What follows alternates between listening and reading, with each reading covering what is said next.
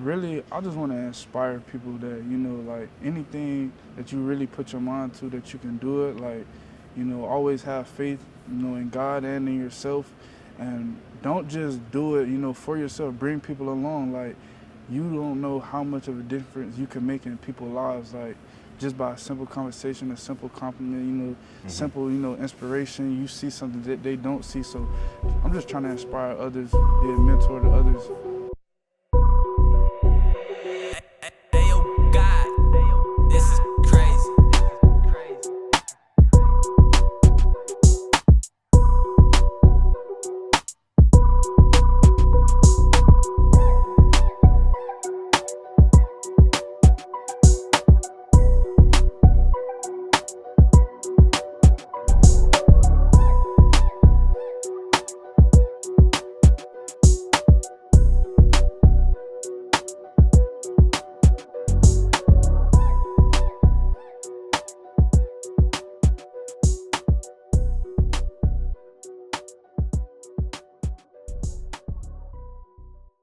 All right, man. Well, if we're ready to get started, you all good? Let's do it. All right, dope. So my first question for you, man, is coming off of the Stanford game this past weekend, I saw you moved up 10th all time in the Miami Hurricanes touchdown. So the first question was, had you seen that yet, and what was the reaction, if so?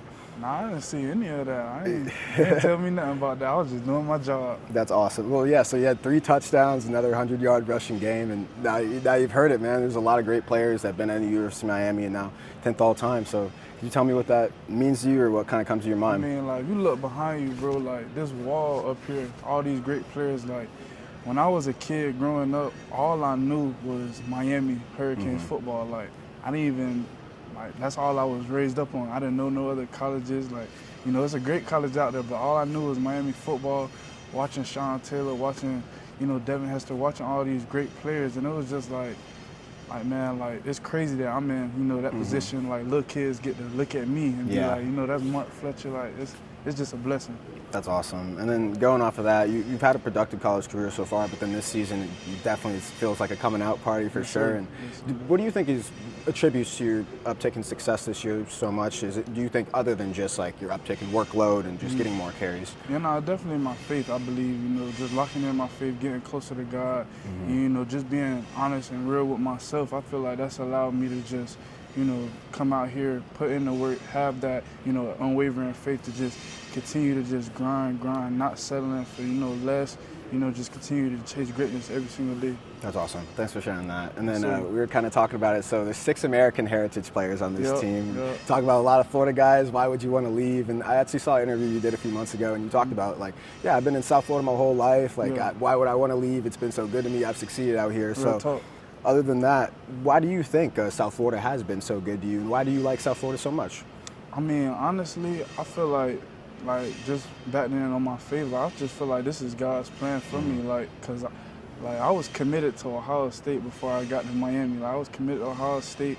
It was like another big college. I was just so excited, and I just took that leap of faith, and I was committed to them for 8 months. You couldn't tell me that I wasn't going nowhere else. Really? Like, I swear I wasn't going nowhere else, so locked in. But then, man, things just happened, and the way things was placed, I ended up back here at home, and I'm just like, man, that was a blessing. I'm so happy it ended up this way. And that was really like, okay, I'm a Florida boy. I'm supposed to be here. Yeah. This is what God has called for me to do, and I'm just rolling with it. That's awesome. Thank you. So then just going off of that, man, I wanted to ask you, you're shifty back, but you also got some power as well. What do you think your best athletic attribute is? Excuse me. I believe my strength. I'll say my strength. I'm very strong, very powerful, and, for some reason in the game, it just continues to get stronger as the game goes for longer. Just like I just get a boost up or something. But I'll say that my strength for sure. Cool. And then going off of that, like in the game, you're saying it gets better as the game goes on. What do you think's the main reason? Is kind of like teammates getting hyped up, coaches, yourself? I think it's just that resilience, and you don't want to just put it all out for one play. Like, I'm going to go at you hard this play, the next play, the next play. And I believe it's just a mindset that we all take in here at the Hurricanes. Cool. And then another thing I was talking to CJ about, he said that how important coaches in your past can leave a tremendous impact on your career and going forward. So before you got to Miami, what's a coach that comes to mind that left a tremendous impact on you? Yeah, so he was my running back coach at American Heritage. His name Mike Smith. And then around my senior year, he turned into the head coach of the football team. Man, like, we had so many great conversations. You know, he always told me, he seen me, like high school, this is just, you know, the little starting journey. He always see that I was going to go way further than this. And, you know, he just always believed in me, always, you know, just had real sit-down talks with me, always worked me out hard. And he seen something in me that I didn't even see in myself. So major love to him. We still talk to this day, still come to my games. So that's what I have to say, Coach Mike Smith. Awesome. Shout out Coach Mike Smith. Shout out Coach, for real. Awesome. And then when you were growing up watching football, you said you watched Miami Hurricanes, NFL as well, if that was as well. But did you have a favorite player growing up? And if so, why do you think you gravitated to them? I had a favorite player, LaShawn McCoy. Cool. Shady. It's just the way he moved.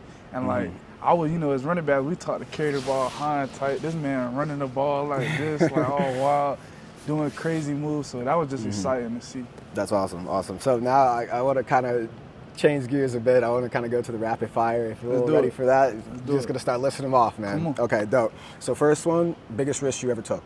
Biggest risk I ever took, I was 10 years old. 10 years old, me and my homeboys, we went on this boat.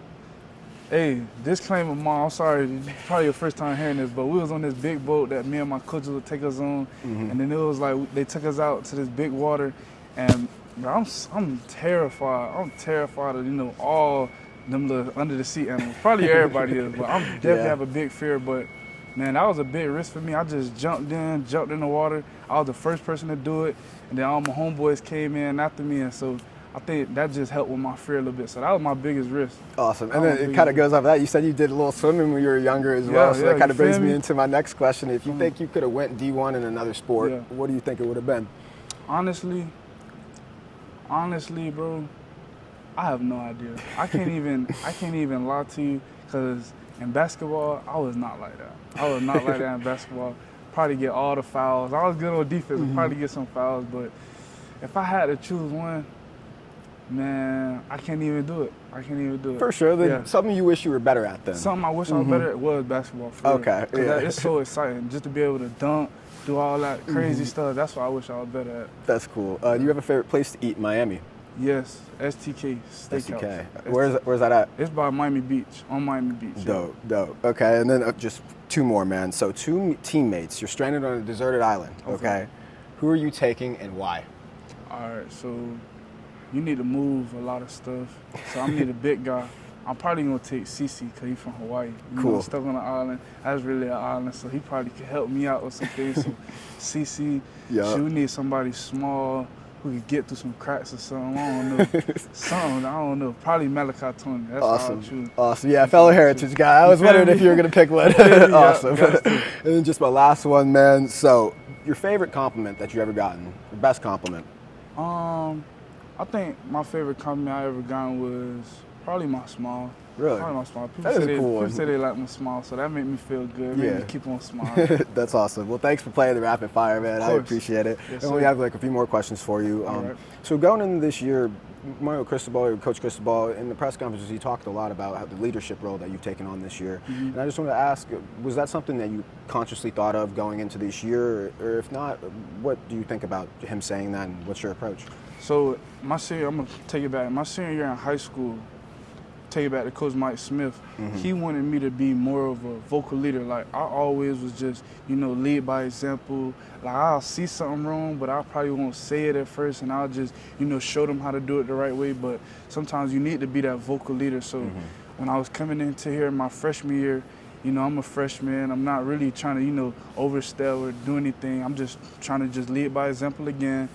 But then I had coaches come up to me and said, like, there's some older guys who look up to me, and I'm just like, dang, for real? Like, okay. So they was like, man, just try to be more vocal, man. I promise you they'll listen to you. And then, you know, we'll be working out, you know, just doing like some lifts or something. And if I see something, I'll tell somebody, you know, try to help them.